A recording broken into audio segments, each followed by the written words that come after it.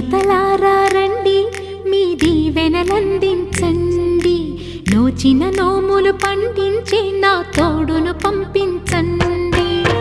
కలలో ఇలలో ఏ కన్నెకి ఇలాంటి పతి రాడనిపించే వరుణ్ణే వరముగా ఇవ్వండి. కని విని ఎరుగని వేడుకతో వివాహం జరిపించాలండి. కలలో ఇలలో ఏ కన్నెకి ఇలాంటి పతి రాడనిపించే వరుణ్ణే వరముగా ఇవ్వండి. కని విని ఎరుగని వేడుకతో వివాహం జరిపించాలండి.